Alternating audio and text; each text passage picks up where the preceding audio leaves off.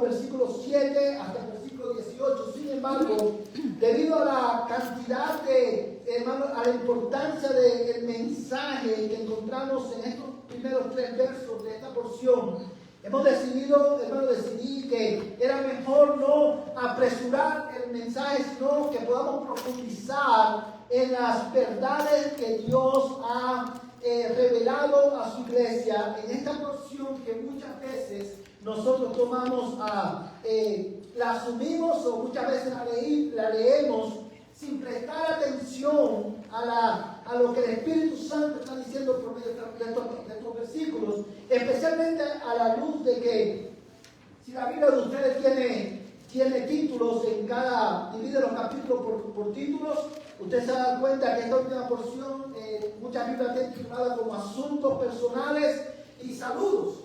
Y la impresión que nos podemos llevar es que, esta ya es la conclusión de la carta, ya no hay, es la despedida, realmente no hay mucho que aprender de ella. Sin embargo, cuando profundizamos en cada uno de estos versículos, vamos a darnos cuenta, hermanos, que si todo lo que nosotros tuviéramos de la carta a los Colosenses fueran estos versículos fueran suficientes para enseñarnos cómo debemos vivir como iglesia a la luz de la verdad de que Cristo es Señor de la creación y cabeza de la iglesia. Es mi propósito en esta mañana desempacar los versículos, el mensaje de estos 3 versículos, hermanos, bajo el título Una iglesia bajo el señorío de Cristo. Una iglesia bajo el señorío de Cristo. Y la razón por la cual hemos titulado el mensaje de esta manera es porque si usted, como acabamos de decir en estos versos que nosotros vamos a estar considerando hoy y en las próximas semanas, nosotros encontramos como un manual de cómo vive la iglesia, cómo debe vivir la iglesia, cómo luce la iglesia, una iglesia que vive gobernada por Cristo. La iglesia cristiana históricamente ha confesado que Cristo es Señor, que Cristo es el único y verdadero Dios, Él es el Señor, no solamente de la creación, sino también de la iglesia. Pero esta es una verdad que no solamente confesamos, es una verdad que tiene implicaciones en la manera en que vivimos como cristianos a nivel individual, pero también tiene implicaciones en la manera en que nosotros vivimos como iglesia en un mundo sin Cristo. Ahora bien, al considerar estos versículos bajo este título, yo quiero, hermanos, explicar para ustedes, quiero demostrar para ustedes una verdad central que quiero que te lleve a tu casa. Esta es la verdad que yo quiero que tú te grabes en esta mañana. Si hay algo que quiero que tú te lleves a tu casa y no te olvides, es esto, hermano. Una iglesia, hermano, bajo el señorío de Cristo, está compuesta por miembros fieles. Sencillo como eso. O sea, esa es la verdad que yo quiero demostrarles en esta mañana a la luz de estos versos. Una iglesia bajo el señorío de Cristo está compuesta por miembros fieles. Y lo primero que quiero considerar con ustedes en esta mañana, hermanos, en estos versículos, es la esfera de la fidelidad a Cristo. La esfera de la fidelidad a Cristo. Y usted se preguntará en esta mañana, ¿qué significa eso, pastor? ¿De qué va a hablar? Bueno, bajo este encabezado, quiero describir para ustedes, quiero enseñarles cuáles son las áreas en las que la fidelidad a Cristo se hace visible, se hace evidente. ¿Cuáles son las esferas de nuestra vida en las que nuestra fidelidad a Cristo o nuestra falta de fidelidad a Cristo se hace visible?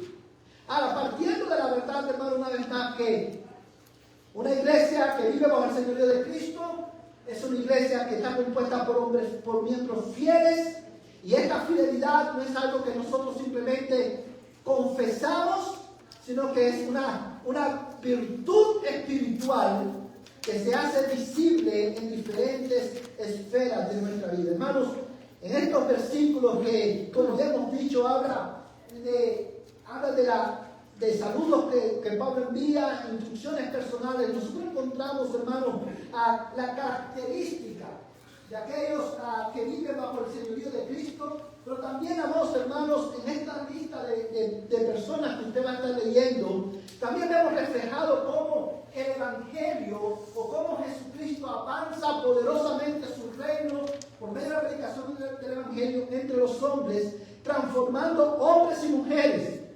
¿verdad? Trasladándolo del reino de las tinieblas a su propio reino. Y en esta porción, hermanos, que Pablo comienza ya para despedirse de esta iglesia, él empieza, hermanos, mencionando varias personas. La primera persona que él menciona es a Tíquico. Yo quiero que tú mires Tíquico. Dice la Biblia en el verso 7, en cuanto a todos mis asuntos, les informará Tíquico, nuestro amado hermano, fiel ministro y consiervo en el Señor. Amados hermanos, ¿qué es lo que nosotros sabemos acerca de este hombre? Quizás la mayoría de nosotros, esta es la primera vez que escucha este nombre Tíquico, y la verdad es, hermanos, que de Tíquico no sabemos mucho. No sabemos, hermanos, no tenemos muchos detalles de su vida. De hecho, la primera vez que se menciona, amados hermanos, es en Hechos capítulo 20, como uno de los acompañantes de Pablo en uno de sus viajes misioneros. Tíquico no era, hermano, no fue un apóstol. Tampoco fue un hombre que ocupó un lugar predominante, hermano, en la iglesia como lo ocupó Pedro.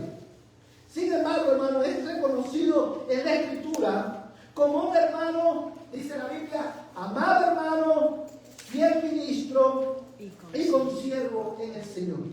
Amados hermanos, y esta descripción de Tíquico nos enseña precisamente cuál es una de las esferas o de las áreas en las que la fidelidad a Dios se hace visible.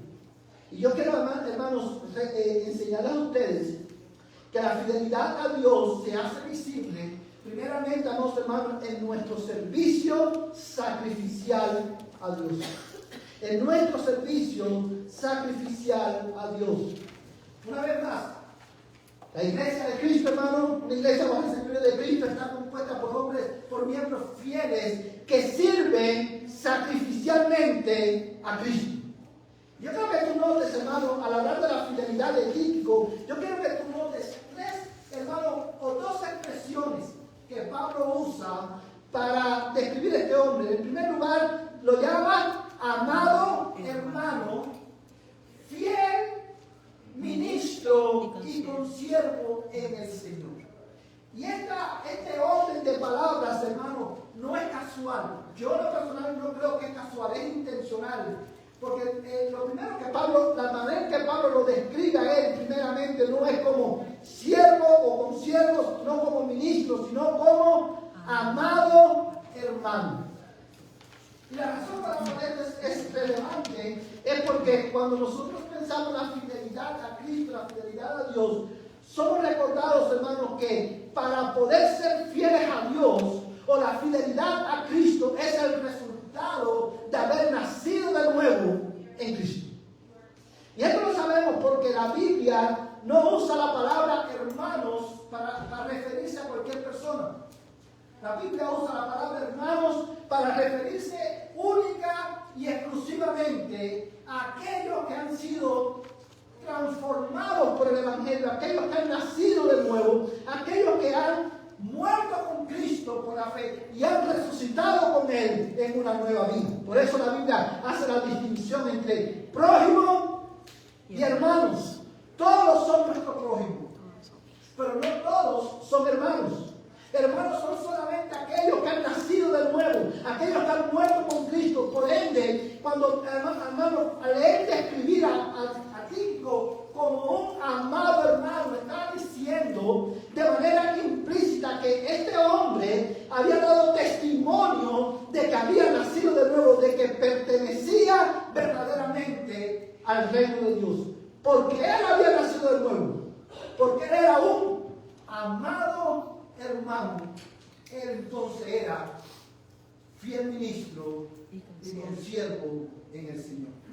Amados hermanos, y esto es algo que es de gran importancia para nosotros, porque la fidelidad a Cristo no es algo que nosotros, hermanos, podemos fabricar. La fidelidad a Cristo se desprende, fluye de la relación que tengamos con Cristo. Amén. Y una iglesia bajo el señorío de Cristo está compuesta por hombres, miembros, hombres y mujeres fieles, que sirven sacrificialmente a Cristo porque sus vidas están unidas a Cristo. Amados hermanos, y esto es una verdad que nos confronta a nosotros. Pero también Pablo lo describe como nuestro amado hermano, fiel ministro. Y esta palabra ministro viene de la traducción del término griego diáconos, que es de donde nosotros tenemos la palabra diácono y significa literalmente servidor. Hermano, fíjate el título que Pablo le da, con el cual Pablo describe a Tíquico, un fiel servidor. Él me estaba diciendo al usar este texto, que en este término no estaba diciendo que Tíquico era un diácono en el sentido de oficial de la iglesia, no ocupaba el ministerio de diácono, sino más bien que este era un hombre que, amados hermanos, que era un fiel servidor a Cristo a favor de la iglesia. No todos, hermanos, podían ocupar el lugar de Pablo. No todos podían ser Pedros. La iglesia de Cristo no está formada solamente por Pablos y Pedros, o Lucas, o Juanes. La iglesia de Cristo está compuesta también por hombres que, debido a su unión con Cristo, hombres y mujeres que sirven con fidelidad a Cristo a favor de la iglesia. La iglesia cristiana, hermano, no avanza el reino de Dios entre los hombres. Lo voy a decir de esta manera, las iglesias que avanzan el reino de Dios entre los hombres no son las iglesias que tienen mejores programas. No son las iglesias que tienen, hermano, el mejor presupuesto económico ni los mejores edificios. Las iglesias que avanzan el reino de Dios entre los hombres son iglesias que viven bajo el señorío de Cristo, que están compuestas por miembros que con fidelidad sirven al Señor. Amén. Y lo hacen sacrificialmente. Amén. Ahora, yo me pregunto, hermano, y es una pregunta que debemos hacernos para examinarnos. Y quiero hablar a los miembros de la iglesia en esta mañana.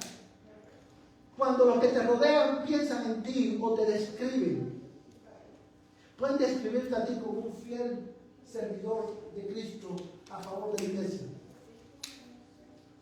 En segundo lugar, amados hermanos, la fidelidad a Cristo no solamente se pone de manifiesto en nuestro servicio sacrificial, sino también que se pone de manifiesto en nuestra fidelidad al testificar del poder transformador del Evangelio. La iglesia que vive bajo el señorío de Cristo está compuesta por miembros que son fieles y vivientes testimonios al mundo del poder transformador del Evangelio. Y esto lo vemos, hermano, en el versículo 8. Dice, versos 8 y 9, dice, porque precisamente para esto lo he enviado a ustedes, para que sepan de nuestra circunstancia, que conforte sus corazones. Y con él, a Onésimo, fiel y amado hermano, que es uno de ustedes. Ellos les informarán acerca de todo lo que aquí pasa. Hermanos, ¿cuán significativo es, hermanos, el nombre de Onésimo en este texto?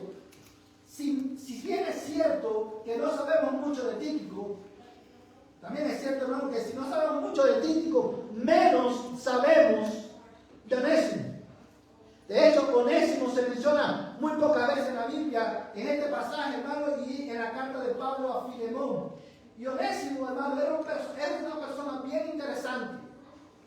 Y especialmente a la luz de que Pablo lo describe de esta manera, diciendo, y con él a Onésimo, fiel, una vez más, no quiero que pierdan de vista la palabra fiel y amado hermano. ¿Quién era Onésimo? Onésimo, mis amados hermanos y amigos, era un esclavo fugitivo, no solamente de su amo, sino fugitivo de la ley, que Dios salvó por medio del ministerio de Pablo en prisión. Amados hermanos, y yo quiero que tú notes cómo Pablo lo describe a él. Yo creo que tú vayas conmigo en la Biblia al libro de la carta de Pablo a Filemón.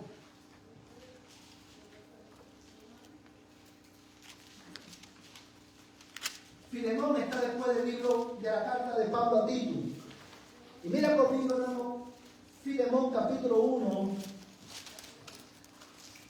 Está antes de la carta a los Hebreos, después de Tito y antes de Hebreos. ¿Todos tienen, hermanos?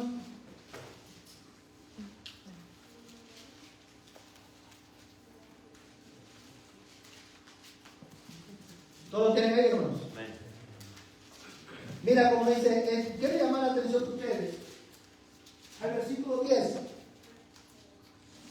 Dice, te ruego por mi hijo Onésimo, a quien he engendrado en mis prisiones. Una palabra aquí, una pausa aquí, perdón. Hermano, cuando él dice, te ruego por mi hijo Onésimo, no está diciendo, y yo sé que usted lo sabe, pero se lo voy a decir de esta manera, no está diciendo que Onésimo es un hijo de carne y sangre de Pablo, sino que es una persona, es un término que Pablo usa para describir o referirse a esas personas que Dios ha salvado por medio de su ministerio. Lo mismo el mismo término habla para describir a quién, a Timoteo. Y lo aclara el texto cuando dice, te ruego por mi hijo Onésimo, a quien he engendrado en mis prisiones. Y dice el verso 11, quien en otro tiempo te era inútil, pero ahora nos es útil a ti y a mí. Hermano, ¿por qué Pablo dice a Filemón que en un tiempo te fue inútil? Porque Onésimo era un esclavo inconverso. Y en su, hermano, y Onésimo se escapa, viene a ser un hombre fugitivo, hermano, está en prisión y en prisión conoce a Cristo, porque como dice el apóstol Pablo, la palabra de Dios no está presa. Y vemos, hermano, a un hombre que en una ocasión fue fugitivo e inútil, ha venido a ser un fiel y amado hermano en el Señor.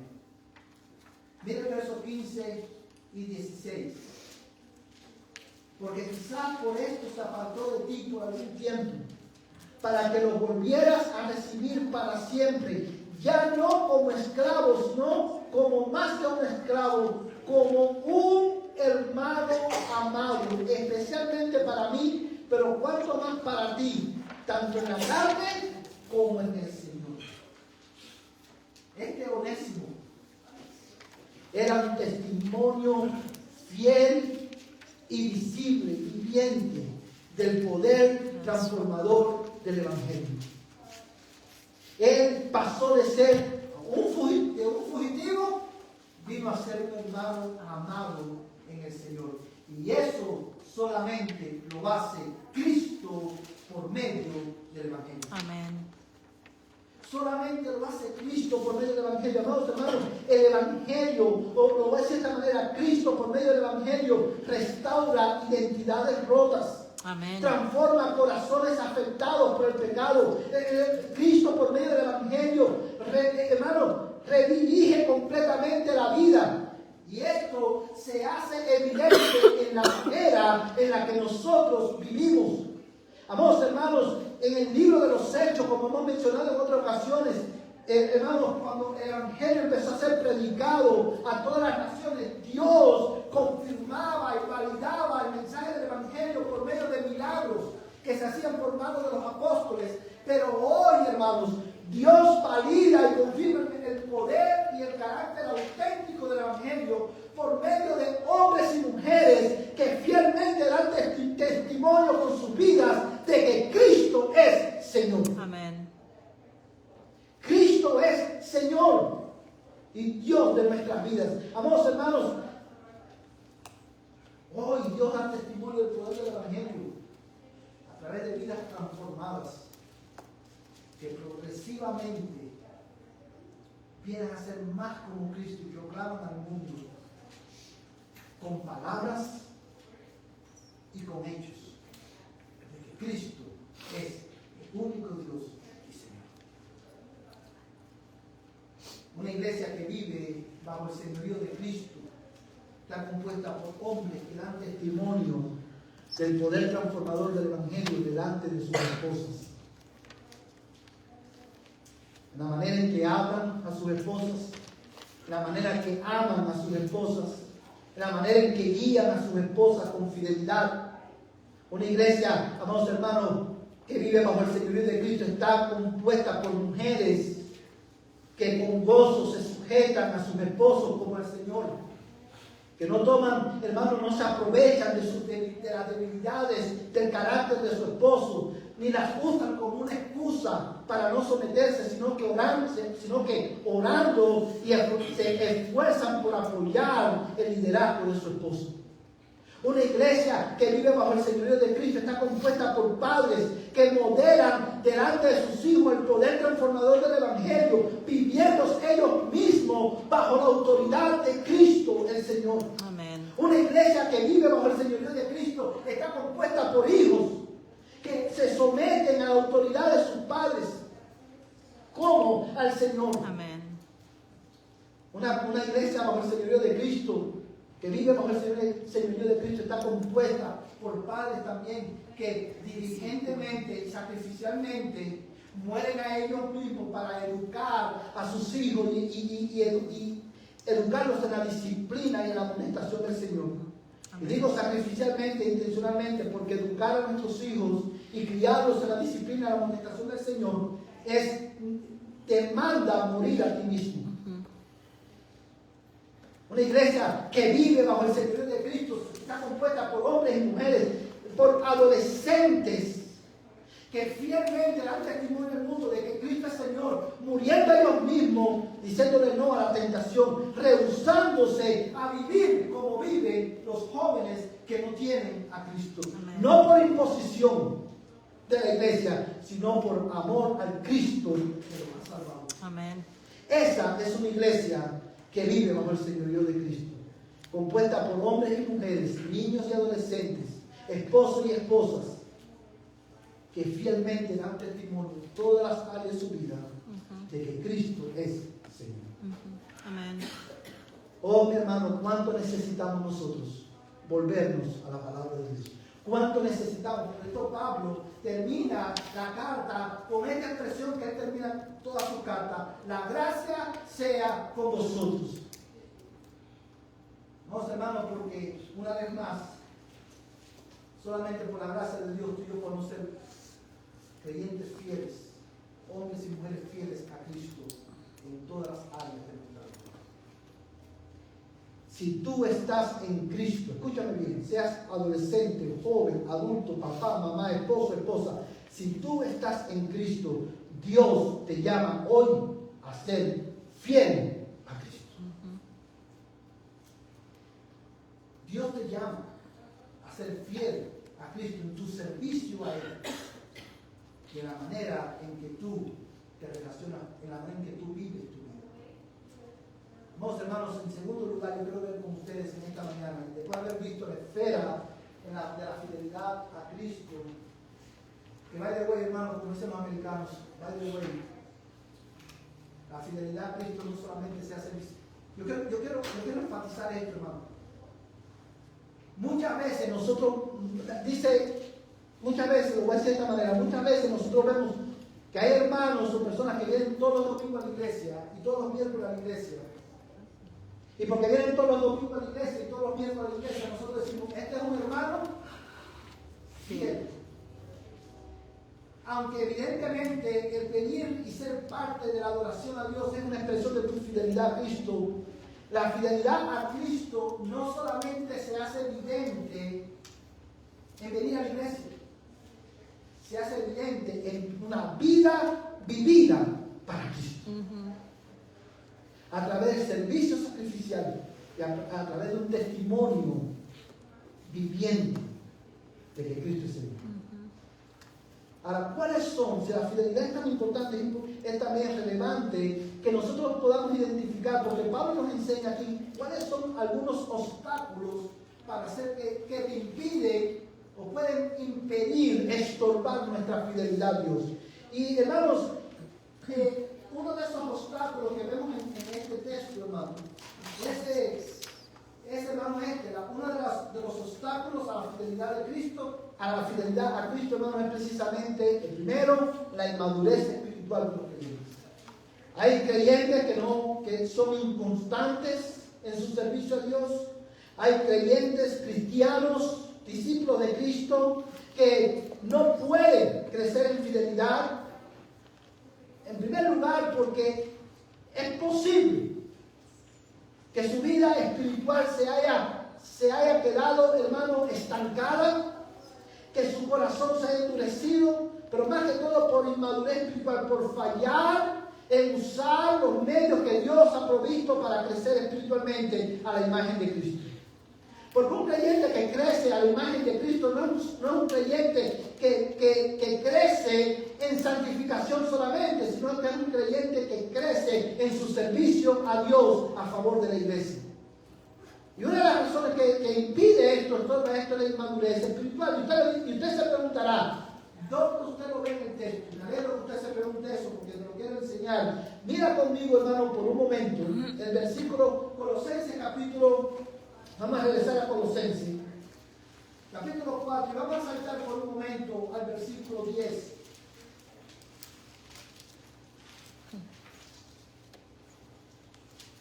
¿Todos están ahí, hermano? Amén. Dice la palabra de Dios: Aristarco, mi compañero de prisión, les envía saludo. También Marcos, el primo de Bernabé, acerca del cual ustedes recibieron instrucciones. Si va a verlos, recíbanlo bien. Vamos a hacer una pausa aquí, hermanos. En este versículo se mencionan a dos personas, Aristarco y Marcos. No vamos a hacer énfasis en Aristarco porque eso lo vamos a ver la próxima semana, pero quiero enfatizar o llamar la atención de ustedes a Marcos. ¿Quién es este Marcos y por qué es importante para nosotros en esta mañana? Bueno, este Marcos es Juan Marcos. Es, hermano, el que escribió el Evangelio de Marcos. Según Marcos, sin embargo, hermano, es un testimonio viviente de cómo la inmadurez espiritual puede estorbar la fidelidad a Dios. ¿Qué conocemos de Marcos? Bueno, yo creo que tú veas en la Biblia, hermano, esta progresión en el crecimiento de Marcos. ¿Quién era Marcos y quién llegó a ser? Porque hoy nosotros conocemos, o lo que más conocemos de Marcos es lo que él llegó a ser y no quién era. Ahora, por cuestión de tiempo, hermano, no lo vamos a buscar en la Biblia, yo te lo voy a poner en pantalla, pero yo quiero que usted vea esta progresión en 3 versículos. En Marcos capítulo 14, versos 51 al 52, de esta manera: cierto joven le seguía, vestido solo con una sábana sobre su cuerpo desnudo. Y lo prendieron, pero él, dejando la sábana, escapó desnudo. Este hombre joven era Marcos. La razón por la cual muchos, aunque no lo dice el texto, la razón por la cual muchos eruditos bíblicos piensan que es Marcos es por 2 razones fundamentales. La primera es porque es el único evangelio que relata este evento. La segunda, porque Marcos aquí habla en tercera persona, un recurso que vemos también en el Evangelio de Juan. Cuando Juan habla del discípulo amado en tercera persona, está hablando de él mismo. Aquí cuando él dice cierto joven, está diciendo, hermano, que se está hablando de él mismo. Cierto joven le seguía. ¿Seguía a quién? A Cristo. Vestido solo con una sábana sobre su cuerpo desnudo. Y lo prendieron. pero él, dejando la sábana, escapó desnudo. Marcos era un joven creyente, no solamente era joven físicamente, de edad, sino también en la fe, y por temor a las repercusiones de seguir a Cristo, huyó, como huyeron todos los demás discípulos.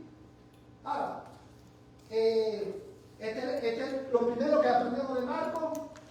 ¿Evidencia de qué? De inmadurez espiritual. Pero la Biblia no sigue hablando, y en Hechos de los Apóstoles, capítulo 15, versos 37 al 39, dice de esta manera: Bernabé quería llevar también con ellos a Juan, llamado Marcos, pero Pablo consideraba que no debía llevar consigo a quien los había desertado en Panfilia y no los había acompañado en la obra. Un paréntesis: Marcos, después de este evento que huyó, él fue parte de uno de los viajes misioneros de Pablo. Y en el camino, Marcos desertó.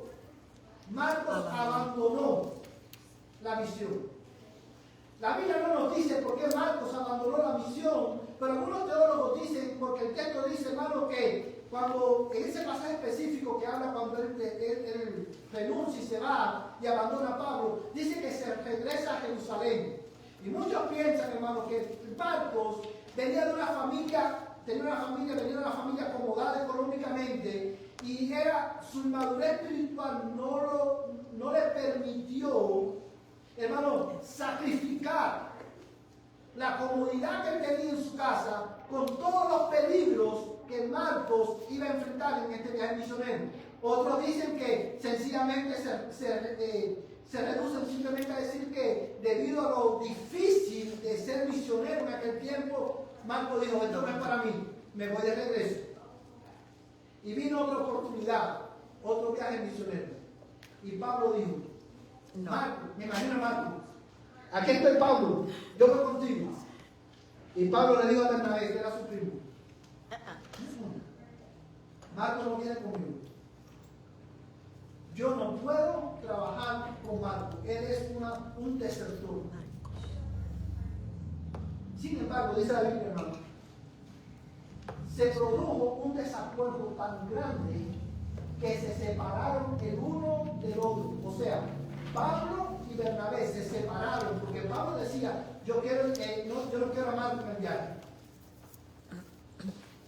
Y Bernabé decía, estaba abogando a favor de Marcos.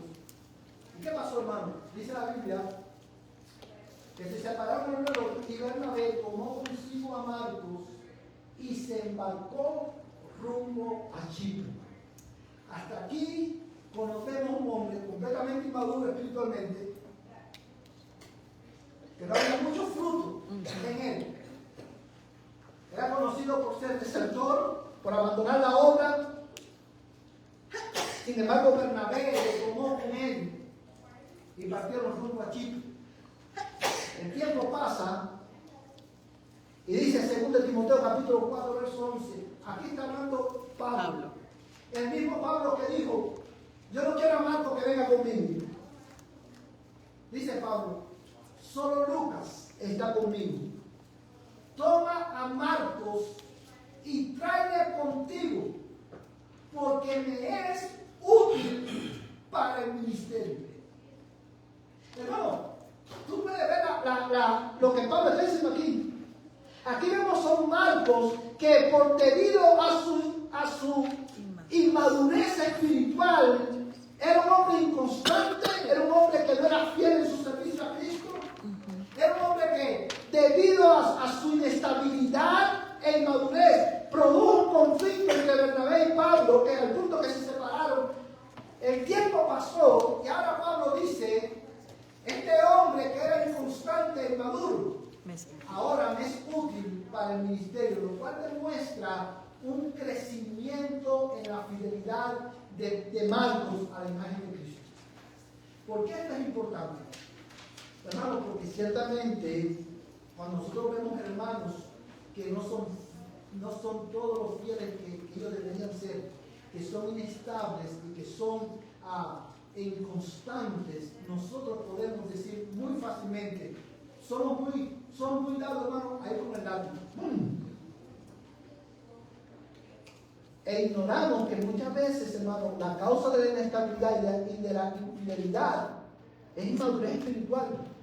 Que lo que esos creyentes necesitan no es tanto un látigo, sino que necesitan un Bernabé que los tome con ellos, que los tenga consigo, los disipule y los enseñe para que dejen de ser inestables, a venir a ser hermanos y hermanas útiles en el ministerio para la gloria de Dios. Amén.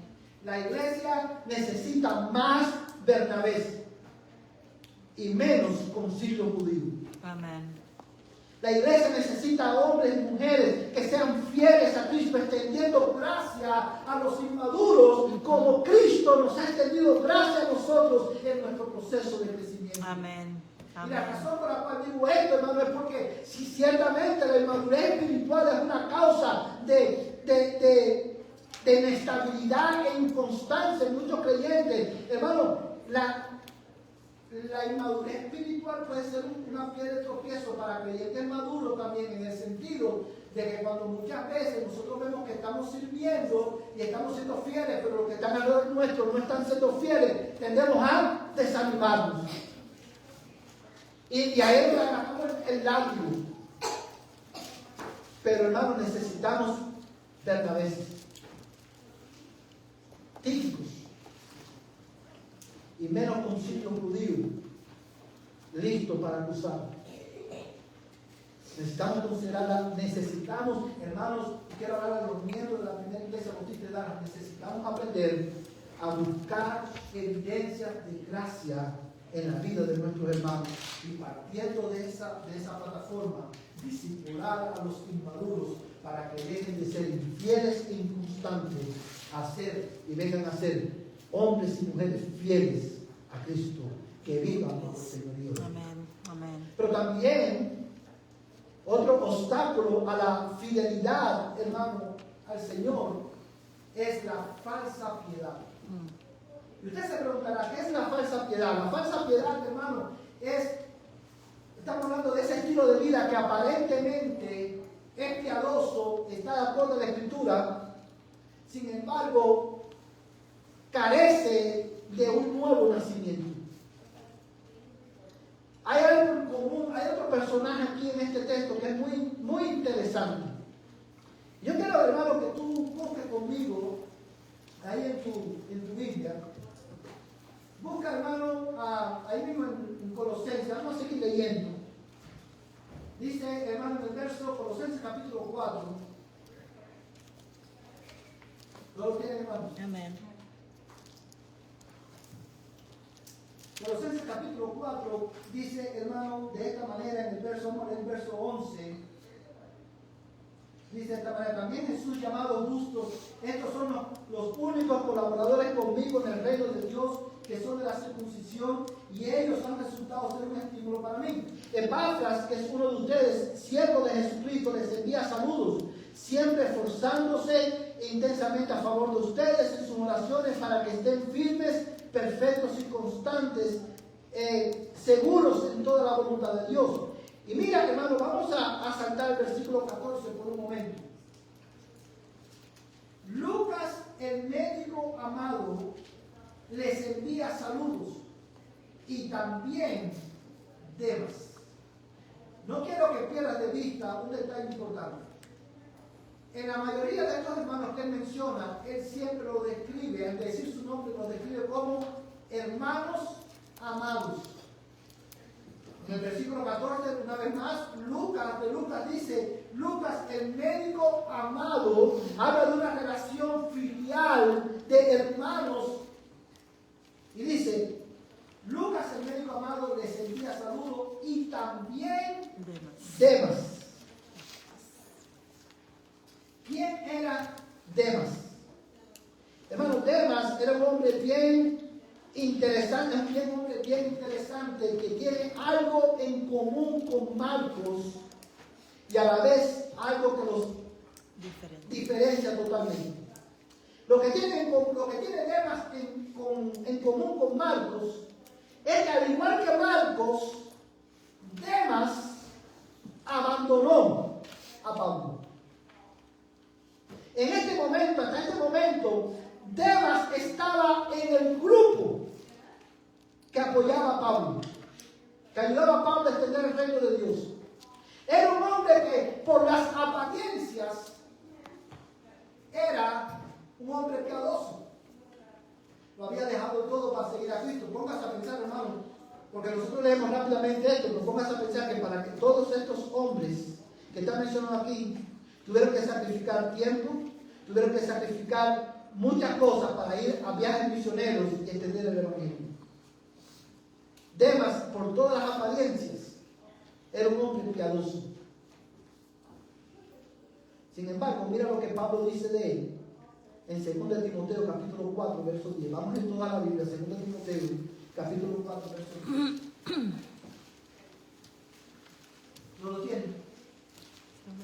2 Timoteo capítulo 4, verso 10.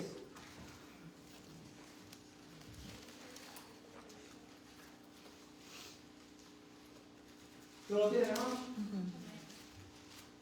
Dice, pues Demas me ha abandonado, habiendo amado este mundo presente, y se ha ido a Tesalónica.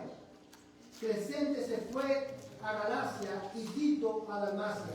Hermano, solamente vamos a leer este texto y quiero llamar la atención a usted al hecho de que Pablo dice de Demas, pues Demas me ha abandonado, pero eso no es lo más relevante que nos está diciendo de Demas, sino que también nos está diciendo cuál fue la razón por la cual este hombre, que aparentemente era piadoso, abandonó a Pablo. Dice la Biblia, hermano, pues Demas me ha abandonado habiendo amado a este mundo presente. Este era un hombre, la razón de su inconstancia es que él amaba al mundo, porque aunque estaba entre la iglesia, no era de la iglesia. Aunque profesaba amar a Cristo, no amaba a Cristo, sino que amaba el mundo presente. Sus prioridades estaban informadas por el mundo presente, por lo temporal y no por lo eterno. Y esta es una de las otras razones por la cual usted ve hoy tantas personas que no son fieles, que son inconstantes. Algunas porque son inmaduros espiritualmente y otras porque de plano, aunque están en la iglesia, no son de la iglesia porque aman al mundo presente y viven según los estándares de este mundo. Y ante esta realidad, hermanos, nosotros tenemos que preguntarnos cómo nosotros respondemos a esta verdad. Si tú estás en Cristo y tú eres inconstante, el Espíritu de Dios te dice por medio de Pablo en su carta a los Efesios, despiértate tú que duermes, levántate de entre los muertos y te alumbrará Cristo. Amén.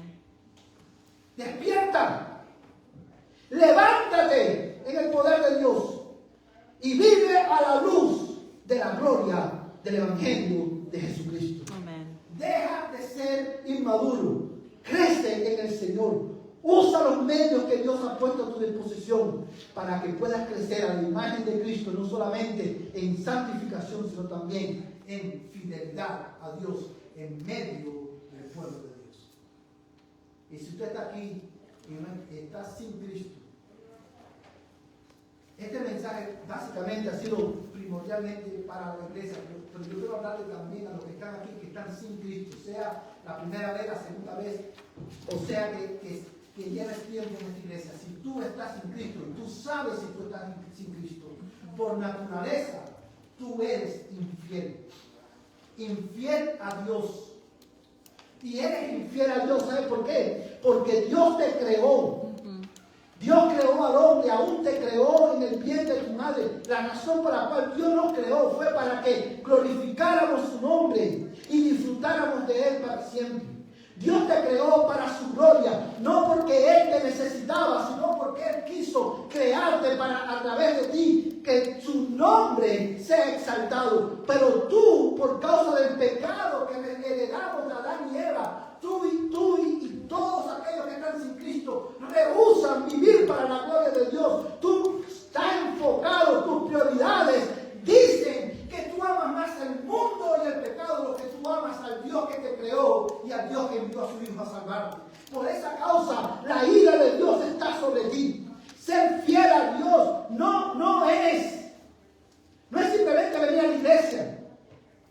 Tú puedes estar sentado aquí domingo tras domingo, miércoles tras miércoles, y tú puedes ser una persona que está muerta en tus delitos y pecados, porque como amas el mundo presente.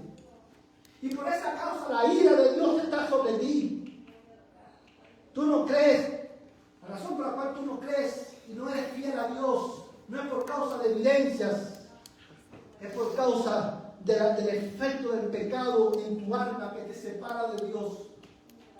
Mi amigo, mira el peligro que corre tu alma esta mañana. Yo quiero llevarte hoy a mirar a aquel que es fiel verdaderamente, que fue fiel a Dios en todo, en la casa de Dios, Jesucristo. Amén. Él vino a este mundo a ocupar el lugar, el Hijo fiel de Dios, aleluya. Vino a este mundo a ocupar el lugar de infieles en la vida y en la muerte. Él cumplió la ley de Dios a la perfección. Él murió por tu pecado. Fue castigado en la cruz del Calvario. En ese momento que Cristo murió, la ira de Dios pecador estaba sobre él. La ira que tú merecías, el castigo que tú merecías estaba sobre él, sobre el Hijo fiel de Dios, que nunca cometió pecado ni se halló, aleluya, engaño en su boca. El que no conoció pecado, por nosotros le hizo pecado. Y en él castigó nuestra maldad. Fue enterrado y al tercer día resucitó victorioso entre los muertos, para que todo aquel que me cree no se pierda, mas tenga vida eterna. Y si en esta mañana tú crees que Jesús es el Señor, que eres el único que puede salvar tu vida, y tú te arrepientes de tu pecado, Dios te perdona y te da vida eterna, como si Cristo, por esta causa, como si Cristo rogase por medio de mí. Yo te ruego, arrepiéntete de tu pecado y cree en Jesucristo y serás salvo. Él es el único fiel. Amén. Y por medio de Él, tú y yo podemos tener acceso a la presencia de Dios, Amén. al perdón y ser adoptado como hijo. No esperes más. Hoy es el día de salvación. Amén. Hoy es el día de salvación. Quiero terminar diciéndote en esta mañana, a los que no son cristianos, vengan a Cristo. Y a los que son cristianos, yo quiero decirles algo. Aquellos que son fieles al Señor en su servicio y en cada área de sus vidas, yo creo que tú consideras terminar en esta mañana la columna de la fidelidad a Cristo. Si bien es cierto que no se puede ser fiel a Dios a menos que primero seamos regenerados y transformados por el Evangelio, también es cierto que esta fidelidad a Dios se alimenta cada día de nuestra relación con Dios. La manera de crecer en fidelidad a Dios es teniendo comunión con Él. Hermanos, hay un detalle importante y quiero terminar con este detalle. Cuando habla de Tíquico, él le dice, hermano, en el verso 7, en cuanto a todos mis asuntos les informará Tíquico, nuestro amado hermano, fiel ministro y consiervo en el Señor. Es nuestra relación con Dios. Y quiero hablarle, hermano, como dicen los americanos, bear with me for a moment.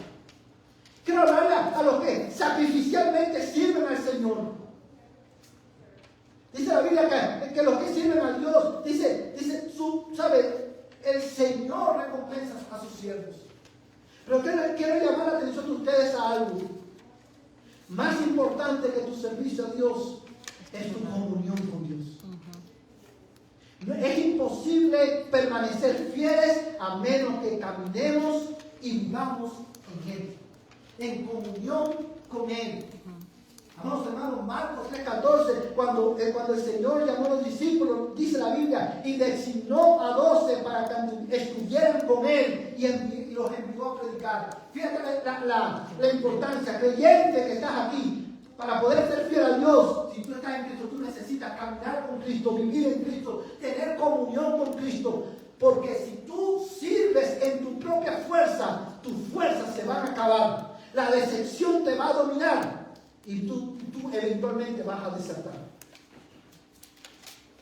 Más importante que tu servicio es tu comunión, no es lo que tú haces, en lo que tú eres delante de Dios.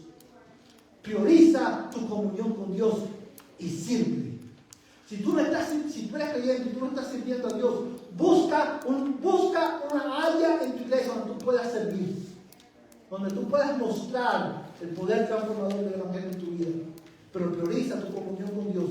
Lucas 10, 41, 42. En este diálogo entre Marta, María y Jesús, dice la palabra de Dios que Jesús le dijo a Marta: Marta, tú estás preocupada y molesta por muchas cosas, pero una sola cosa es necesaria, y María ha escogido la buena parte, la cual no le será quitada. Marta estaba ocupada, afanada con el servicio a Dios. Quería servir mejor a Jesús. Pero su hermana estaba sentada a los pies de Cristo, escuchando a Cristo. Y Marta le dijo: Señor, ¿no te importa que mi hermana me deje servir sola? Y Jesús la confrontó amorosamente y le dijo: Marta, afanada y turbada está con muchas cosas. El servicio a Dios, que no está sostenido, que no se alimenta de una comunión con Dios constante, hermano, termina afanando tu alma, termina extenuándote, porque la fuerza para servir viene de Dios. Y finalmente, cuando Pablo le habla a los pastores en Éfeso, él le dice algo que aplica a todos los servidores de Cristo. Él le dice: tened cuidado, cristianos, dice la Biblia, tened cuidado de vosotros y de toda la ley que Dios ha puesto bajo vosotros. Mira la prioridad: tener cuidado. A los pastores le dice: tener cuidado. No le dice: tengan cuidado de la iglesia. No. Primero le dice: ten cuidado de ti mismo. Cuida tu vida, cuida tu carácter, cuida tu relación con Dios, para que entonces puedas cuidar a la iglesia. Y este principio aplica a todos los creyentes. Cuida tu vida espiritual. Cultiva tu relación con Dios. De él viene la vitalidad, la fuerza y el poder para poder ser fiel en el servicio a Dios. Amén. A Él sea la gloria. Que Dios nos conceda ser una iglesia conocida por ser formada por hombres y mujeres que son fieles a Cristo. Que Dios prospere su palabra en nuestra vida. Vamos a ponernos en pie y vamos a responder a esta verdad cantando el Señor.